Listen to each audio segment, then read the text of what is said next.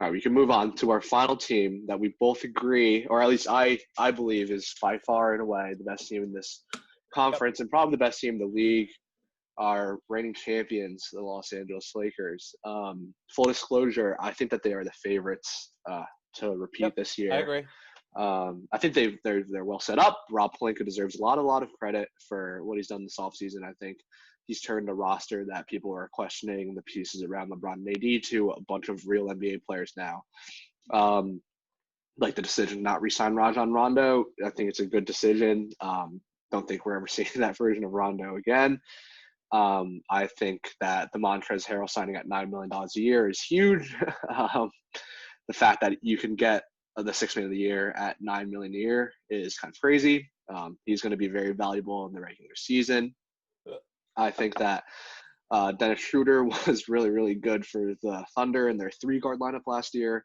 And I think he can easily start for this team, provide a lot of, scoring that the Lakers might need in spells that they don't have LeBron and AD. Like we touched on the very, very beginning of this podcast, the Lakers have the least amount of time to get back to the regular season. And I think it was 72 days, so like a little bit over 2 months. And that is not a lot of time for 37-year-old LeBron James to get back into playing shape after a long playoff stretch in a bubble where he didn't see his family for like 3 months. So I think the value to strengthening their roster is that you can give LeBron and AD a lot of rest in the regular season because they don't need to be they don't necessarily even need to finish as a 1 seed. Like their roster is talented. They have 2 of the top 5 NBA players in the league right now. There's no doubt about that. Even last night against the Clippers, they got blown out, but something to note was that the Lakers played 11 players last night, which is crazy. And I don't think they have 11-player depth, but that just shows that they're willing to just, let it ride out. LeBron and AD did not come back at the end of the game to even try to make a comeback. They're willing to lose to the Clippers, and I guess that's fine for them this year. I think Frank Vogel is underrated as a coach. They were great on defense, and that really proved itself in the finals against the Heat. Like, they stopped. Tyler Hero probably stopped himself, but they were able to contain a lot of the Heat threats. Duncan Robinson didn't get going. Jimmy Butler didn't do a lot. Like, they did very well defensively, which is Frank Vogel's calling card. I like this roster. Schroeder, I like Montrez. Bringing back leadership like Jared Dudley is fine. And I think that they have more than enough of what it takes to repeat this year. So I'm not worried about the Lakers at all in the regular season. I think the moves they did, bringing in Schroeder, Montrez, and Gasol, will help them in the regular season. There are nights where LeBron and AD don't even have to play, and they could still beat some of these teams. With, Schroeder is a good regular season player. Montrez is obviously, we know what he is. He's going to be a great, regular season player. Gasol, I'm not crazy about. In the Celtics Raptors series last year, Gasol was washed. Every minute that he was out there was a negative minute for them. Like, Ibaka was the much superior player to him, and I think if they had played Ibaka more, that the Raptors might have won that series because Gasol was actually terrible in that series. Mm-hmm. And this team goes pretty deep. You go, even off the bench, you still have Caruso. Wes Matthews is, on the tail end of his career, but I think can still give you some decent minutes. Kuzma He gives you the Danny Green. He gives you everything Danny Green did. Yeah, they got Kuzma to buy in and get a very affordable contract. I think Markieff Morris still gives you some solid minutes. Then you have Montrez. We could see what Talen Horton-Tucker can do for them. And Quinn Cook is like a fine, is a fine fifth guard to have on this team. So, this is a good team. I'm not worried about them in the regular season at all, even with, like I said, LeBron and AD can take off plenty of games and they can still be the 1 seed. The thing that concerns me a little bit is, did they get better for the playoffs? So the 3 guys they added, Schroeder, Montrez, and Gasol, especially Montrez and Gasol, are very important for this team because AD doesn't like to play the 5, even though that's probably where he would be best at. He doesn't like to play the 5. They like to have, a true center next to him. Now, going from JaVale McGee and Dwight Howard, obviously 2 very mercurial guys, 2 guys who are kind of like a little bit, all over the place. But what do they do well? They rebound and they catch lobs and they play good defense, right? I don't think Montrez and Gasol do that. And Montrez got played off of the floor last year in the playoffs, and so did Gasol. I mean, they were both atrocious playoff players. And so it's a little weird to me that they brought those two guys in to be their center depth for the playoffs. And it kind of scares me a little bit because I don't think either of those guys are very playable in this year's playoffs. I mean, Gasol is another year older, and you could just look at the drop off in his stats when they got to the playoffs. In the regular season, he was 7.5, 3 assists, 6 rebounds. In the playoffs, he was 6 points, 2.5 assists, and 4 rebounds. His shooting splits went from 43% from the field and 39% from three in the regular season to 39% from the field and 19% from three. And he looked washed. He's a smart defensive player. He is smart player, but I just think physically he's hit a turning point in his career, and there's really no going back for that. So I wouldn't really trust him to be my starting five in the playoffs. And in terms of Montrez got played off of the floor. You know, in the regular season, he averaged 28 minutes a game. In the playoffs, they only played him 19 minutes a game, and his numbers dropped off significantly. In the I regular think season, that he was 19 points a game, 2 assists, 7 rebounds.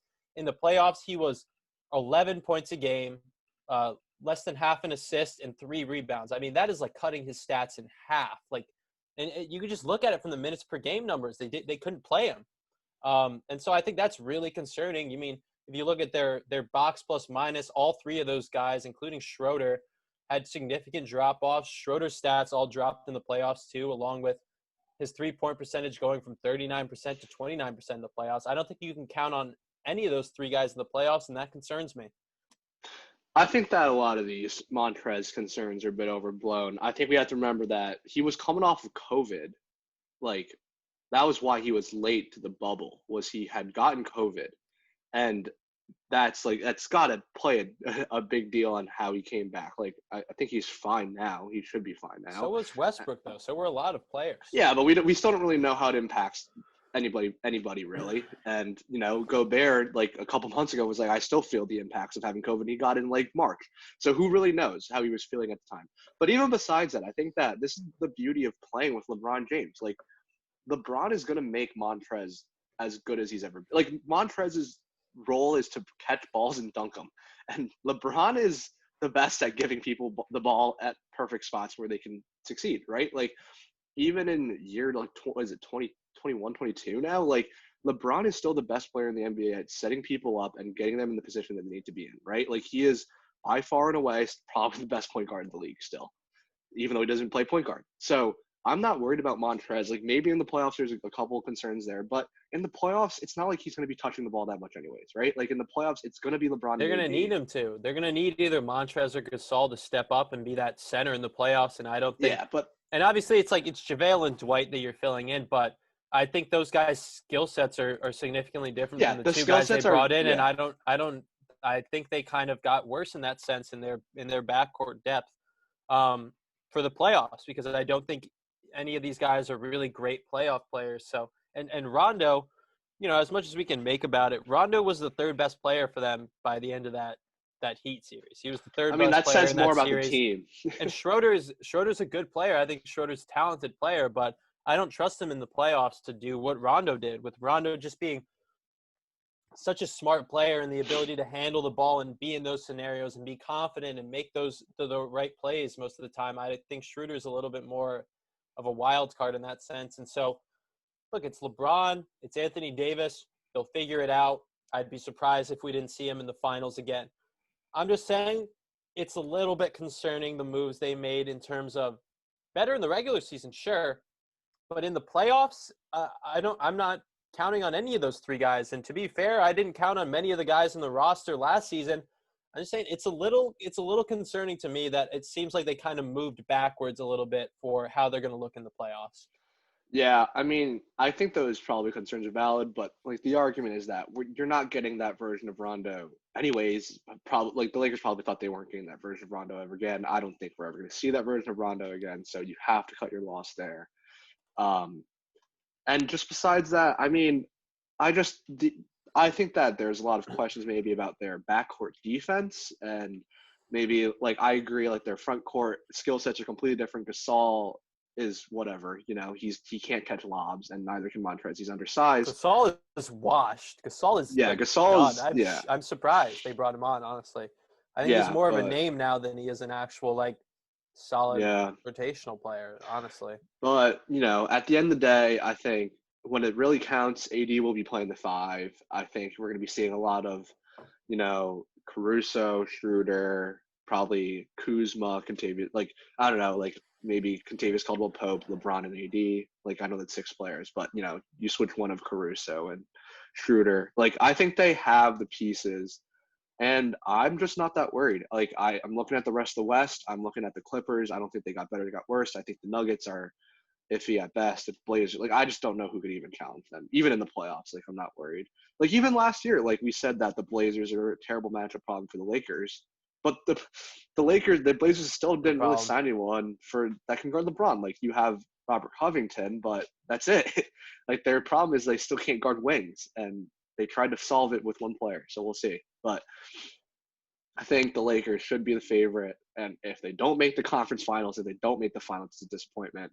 And if LeBron takes a step back, this team could be bad. I will say that. If LeBron starts to finally show his age, this team could be bad. If LeBron isn't a top 5 NBA player, if he's just like a top 15 player, which I don't see, but if he is, especially with a shortened season, like we're looking at AD on the Pelicans all over again. If in fact the roster is probably worse now.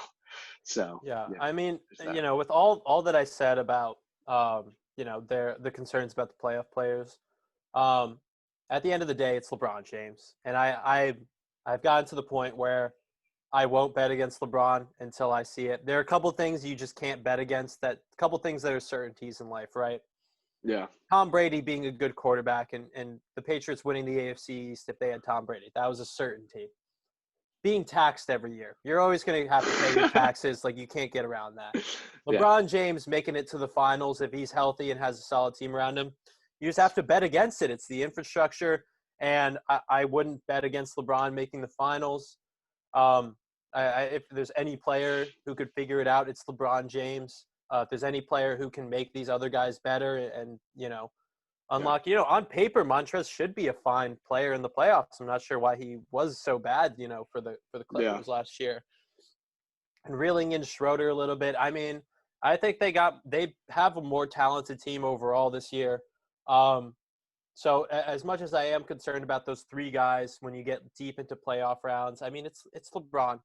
It is, and that's it's not a ton of analysis, but it's LeBron, and you can't bet against him until you see that he's really turned a corner and has lost a step and is at a different point in his career. So, I think it's the Lakers that should be the title favorites this year, and I think it's most likely the Lakers and the Nets who are going to duel it out in the finals, and hopefully we'll get to see that LeBron and Durant battle one more time. And I'm looking Yeah. forward to that and looking forward to a good Yeah. season.